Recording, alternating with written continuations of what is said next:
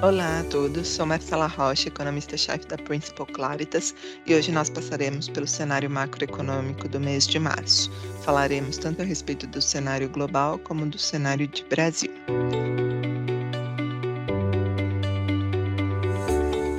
Em relação ao cenário internacional, o mês de março foi marcado por uma alta das bolsas globais. O MSCI Global subiu cerca de 3% no mês, enquanto o S&P ganhou 3,5% e o Nasdaq teve uma alta de quase 7%. Mas apesar desse resultado positivo das bolsas ao longo do último mês, o cenário econômico passou por alterações importantes. O primeiro aspecto importante do mês de março foi o que ocorreu nos Estados Unidos, com a crise do setor bancário. Houve por lá a quebra de dois bancos americanos importantes, o Silicon Valley Bank e o Signature Bank. Na nossa avaliação, a quebra desses bancos mostra o efeito defasado de política monetária. Afinal, essa alta forte da taxa de juros nos Estados Unidos causou deterioração na qualidade do balanço dessas instituições e também levou parcela dos depósitos das empresas que estavam sendo mais impactadas pelos juros altos por lá a sacarem dinheiro desses bancos. Por conta dessas quebras, que não são menosprezíveis, houve uma preocupação com a saúde financeira desse setor que levou a uma rápida mudança do cenário econômico. Houve mudanças rápidas nas perspectivas de taxas de juros, houve dúvidas a respeito de qual que seria o impacto na economia. E o mercado se questionou se isso poderia ir para uma crise sistêmica, tendo repercussões ainda maiores. Na nossa avaliação, a rápida resposta do governo americano em assegurar os depósitos do Silicon Valley Bank e fazer ações de emergência promovendo liquidez para esse setor bancário por lá, evitaram por hora uma crise de maior proporção e uma crise que levasse a um contágio para outros setores da economia. Claro que, junto com a ação do Fed, também houve discursos de outros bancos centrais mostrando ali muita confiança na solidez do sistema bancário, mostrando disposição em promover liquidez e falando a respeito de todos os instrumentos que as autoridades monetárias teriam ali para lidar com essa situação. Inclusive, alguns bancos centrais, como o da Europa, mesmo tendo problemas ali com o Credit Suisse na Suíça próxima, mesmo tendo incertezas no início dessa crise, continuou subindo juros, continuou mostrando tranquilidade e falando a respeito desse risco de estabilidade financeira sendo monitorado de perto. Mas fora essa questão, houve também uma perspectiva de que mudanças em relação à política monetária poderiam ocorrer. Quando a gente olha as falas desses bancos centrais, ficou claro para eles que havia separação entre estabilidade financeira e estabilidade de preços, mas a todo momento eles colocando ali como havia uma cautela em relação ao cenário, como havia uma necessidade de observar os próximos passos e com isso se tornarem mais data dependent, ou seja, à mercê do cenário, sem forecasts, sem nenhum tipo de compromisso. Isso tudo, na nossa visão, auxiliou para essa crise não se tornar sistêmica. No entanto, mesmo essa crise, por hora, não parecendo ter um contágio maior, na nossa visão, essa crise tem repercussões significativas para a economia dos Estados Unidos. Sabíamos que a economia dos Estados Unidos enfrentava aí o maior aperto de política monetária dos últimos anos, um aperto mais intenso, só que havia uma discussão sobre o efeito dessa política monetária. Afinal, a taxa de desemprego estava baixa, uma recessão estava sendo evitada e até ao longo dos últimos meses, um cenário de no landing, né, ou seja, não pouso da economia americana, estava sendo discutido. Na nossa avaliação, essa crise do sistema bancário nos Estados Unidos mostrou como a política monetária está fazendo efeito e levou a um aperto considerável das condições de crédito nos Estados Unidos. As condições financeiras não tiveram um aperto tão significativo assim, mas as condições de crédito para pequenas, médias empresas e para as pessoas físicas nos Estados Unidos serão ainda mais duras. Ou seja, essa crise vai fazer uma parte do trabalho da política monetária, vai fazer uma parte do trabalho do Fed. O Fed tornando-se data dependent, com isso indica que o ciclo do final de juros está perto, que a política monetária agora passa por um ajuste fino e que depois disso, o Fed deve ficar ali observando os dados para pensar no seu próximo passo sem se comprometer. Só que além do ciclo de final de juros nos Estados Unidos ficar mais claro, a recessão também na nossa avaliação fica mais convicta ainda. A gente já tinha expectativa de que os Estados Unidos entraria numa recessão esse ano, com esse aperto das condições de crédito, o cenário dessa recessão americana, a nossa visão fica ainda mais claro, tá? Só que além dos Estados Unidos, há discussões das consequências dessa crise bancária para outras regiões. Como eu disse, na Europa, houve ali um trabalho muito hábil do Banco Central Europeu, do ECB, em discernir o que é estabilidade financeira, de estabilidade de preços, subir a taxa de juros e mostrar que ainda assim há uma preocupação com o nível de inflação por lá. Como a gente falou, a crise bancária por hora parece contida e na Europa, onde não foi a raiz dos problemas, tem ainda menos preocupações com o setor bancário. Com isso, na Europa, diferentemente dos Estados Unidos, a gente acredita que o ECB, o Banco Central Europeu, tem que dar uma sinalização mais clara de que novos apertos de política monetária devem ocorrer. Afinal, a inflação por lá segue persistentemente alta, a atividade resiliente e não há esse aperto de crédito adicional para contribuir no objetivo de levar a inflação para baixo, tá?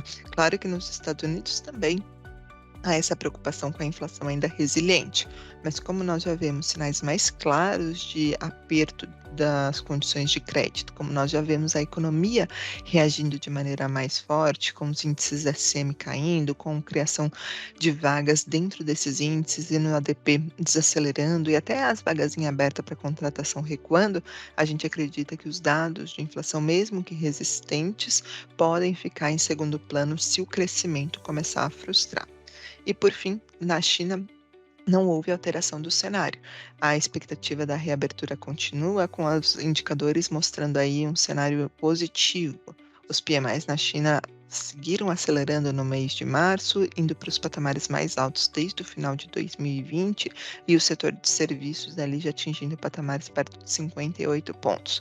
Com isso, nós avaliamos que o PIB da China pode ainda crescer cerca de 5,5% esse ano, e nós chamamos atenção também até para uma melhora do setor imobiliário. Nada muito diferente em relação à China, mas se nós pensarmos que China continua numa toada de aceleração, Europa menos impactada por essa crise bancária nos Estados Unidos, uma recessão global ainda é evitada.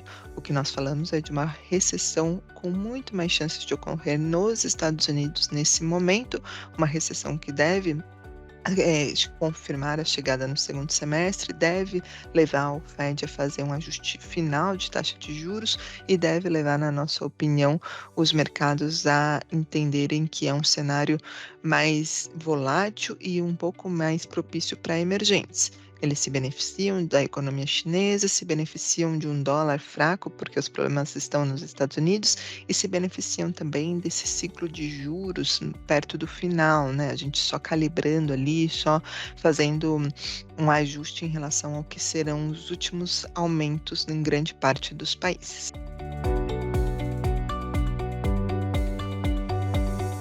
Em relação ao Brasil, no mês de março, os ativos de risco apresentaram um desempenho misto. O Ibovespa não acompanhou esse bom humor das bolsas globais e caiu 3% no mês, atingindo aí o menor patamar desde julho do ano passado.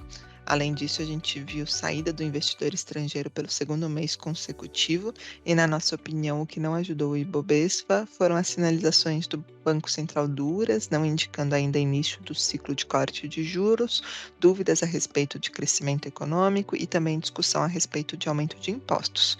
Mas o interessante no Brasil foi que, a despeito da queda do Ibovespa, nós tivemos valorização do real e tivemos quedas das taxas de juros no mercado futuro, porque algumas dessas mesmas razões que pesam no Ibovespa ajudaram esses outros ativos. Primeiramente, o discurso duro do Banco Central ajuda o real a valorizar num ambiente global ali de dólar mais fraco, a perspectiva de menor crescimento também ajuda as taxas de juros a caírem e, apesar da discussão sobre aumento de impostos, alguma resolução em relação ao fiscal também contribuiu aqui para o mercado de juros, tá, pessoal?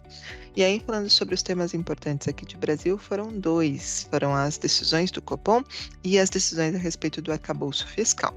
Sobre a decisão do Copom, que ocorreu antes do esboço da regra fiscal ser divulgado, foi uma decisão muito importante, né? Afinal, havia várias mudanças ali no cenário, havia várias incertezas sobre como o Copom ia se posicionar, sobre essa crise global que ocorreu, sobre o desempenho da atividade doméstica, como que ele reagiria a deterioração das expectativas e se ele já daria alguma pista a respeito do que foi esse arcabouço.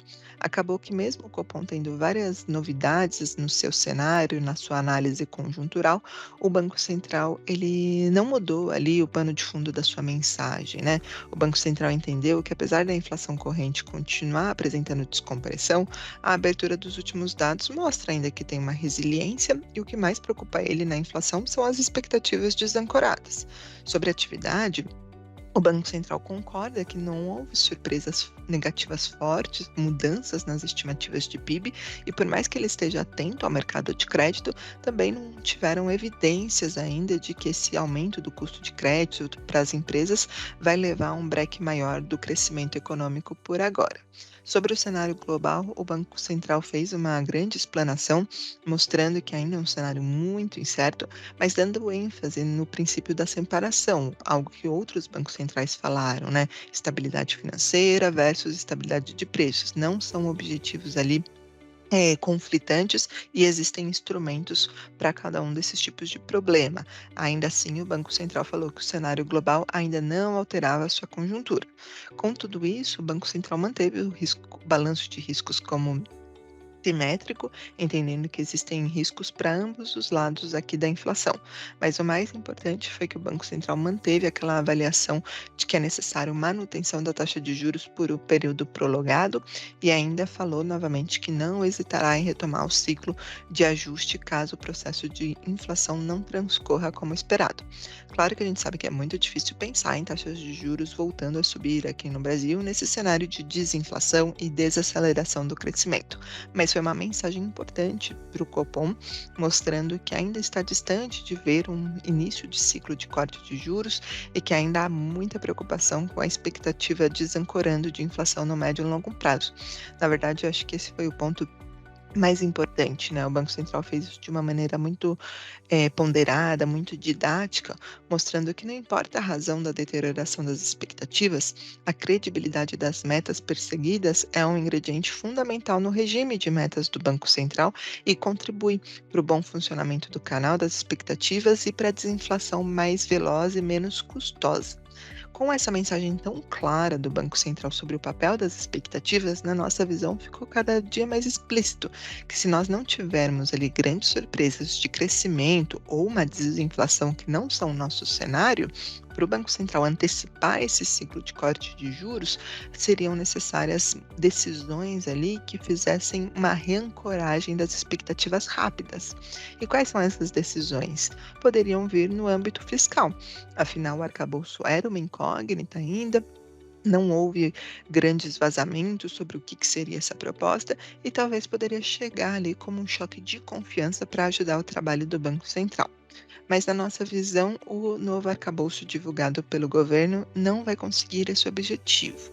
O novo arcabouço foi apresentado no final de março, como prometido pela equipe econômica. Isso já foi uma boa notícia. Seguiu um calendário, passou pelo crivo do presidente Lula sem ter grandes alterações, mostrando ali uma força do ministro da Fazenda, mostrando um presidente talvez mais pragmático do que ele vinha sendo, se colocando em discursos. E é verdade que é um arcabouço que tem um controle de despesas e que tem ali uma meta de primário ambiciosa.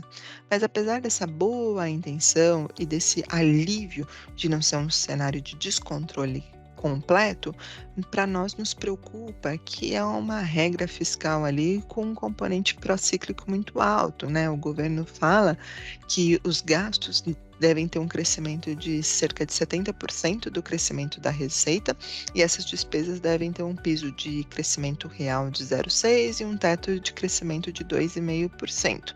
Isso leva, na nossa opinião, a um recuo muito moderado das despesas como proporção do PIB.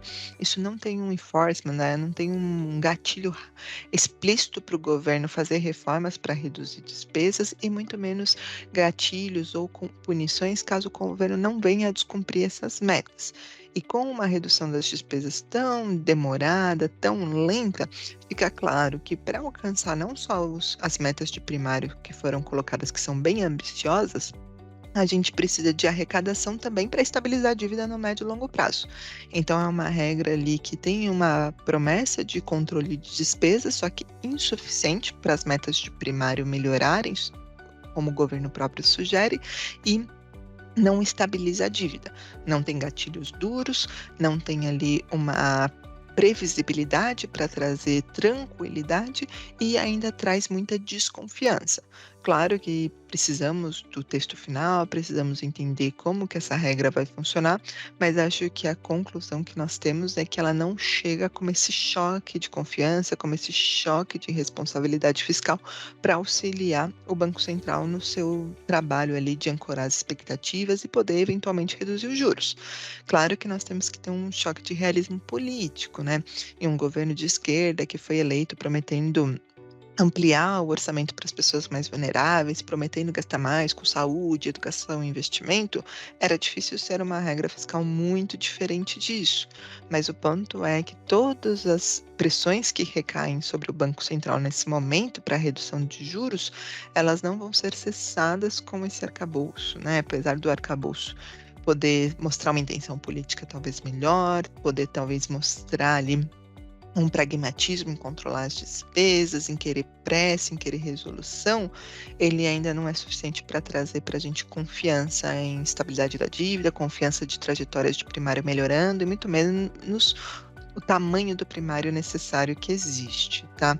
Então, por conta disso, nós não mudamos o nosso cenário de corte da taxa de juros somente no quarto trimestre desse ano. Não mudamos nossa projeção de PIB, com crescimento esse ano de 0,6 somente, o ano que vem crescimento de 1,1 somente. Sobre IPCA, houve alteração com elevação da projeção para quase 6% esse ano, por conta da decisão do COFAS de aumentar a alíquota ali a respeito do ICMS de gasolina. É uma questão pontual, mas mostra aí o desafio de desinflar essa economia, de levar a um arrefecimento e uma descompressão maior. Para os próximos meses, além de a gente esperar o texto completo do arcabouço, fica agora uma discussão mais intensa sobre formas de aumentar a arrecadação do governo, né? O arcabouço deixou explícito que essa é a única alternativa para alcançar as metas de primário e para potencialmente evitar uma deterioração maior da dívida. O governo já demonstra ali pressa em trazer essas medidas para aumentar a arrecadação, mas grande parte dessas medidas precisa ser discutida no Congresso, onde deve enfrentar ali dificuldades, onde vai ser necessário construir uma base sólida, negociação e, claro, enfrentar o lobby dos vários setores. Para nós, essas discussões, junto com a decisão que deve ocorrer somente em junho sobre a meta de inflação, são os eventos mais importantes do Brasil nesse momento, enquanto o Banco Central deve continuar com um discurso duro, sem mostrar mudanças aí a respeito da sinalização de cortes somente se ocorrer no final deste ano. Este foi o nosso cenário econômico do mês de março. Colocamos as nossas áreas comerciais, nossas áreas de marketing e áreas de economia para tirar quaisquer dúvidas. Muito obrigada e até o próximo mês.